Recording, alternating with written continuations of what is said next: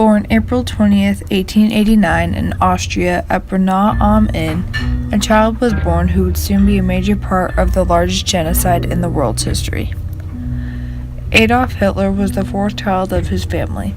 His mother, Clara Polzo, and father, Alois Hitler, were the strongest influences in his life. Hitler's younger brother, Edmund, passed away in 1900 and caused Hitler to become detached and introverted. 3 years later, his father, Alois, passed away, and 2 years later, Hitler dropped out of school.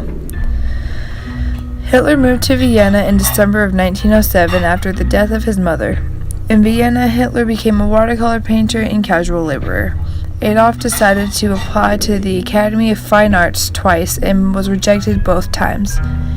Adolf was forced to sleep in homeless shelters due to the lack of income. One cannot fully nor properly understand Hitler's middle years, 1920 through 1932, without going back to that singular and most transformative experience in young Hitler's life, the World War I years, 1914 through 1919. Such an epiphany experience were those crucial years in shaping and forming the psychological worldview of young Hitler.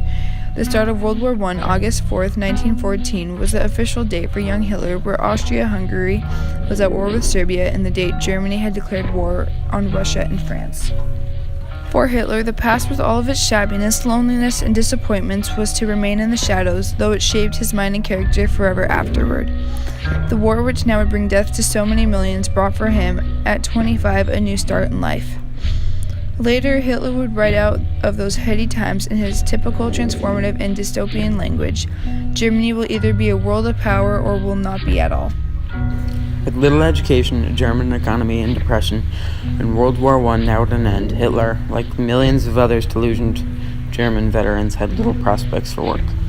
Returning to Munich in July 1919, he took a voluntary position with the German army and was appointed intelligence agent of a reconnaissance commando. In other words, Hitler's first real job outside his military service was as a spy for the hated Weimar Republic, charged to influence other veterans and to infiltrate the German Workers' Party, DAP, a precursor to the Nazi Party.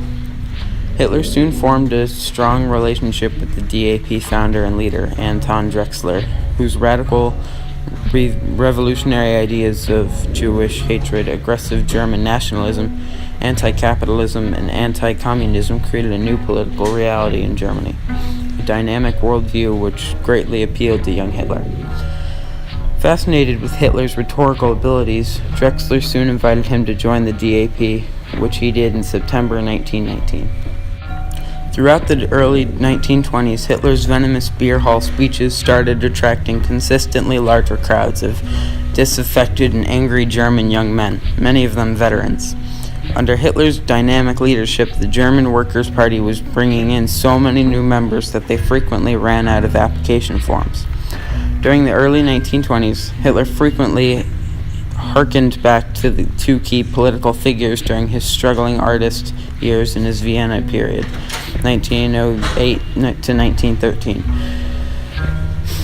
George von Schorner was a popular nationalist Austrian politician pushing a unified and aggressive pan-German nationalism. The second major influence on young Hitler was Karl Lueger, mayor of Vienna from 1897 to his death in 1910. As many know, Adolf Hitler was the political leader of the Nazis. As we have learned in our Holocaust unit, there were several people who caused the Holocaust to become what is known as the largest genocide in the world's history. Adolf Hitler committed suicide April 30th, 1945 in Berlin, Germany.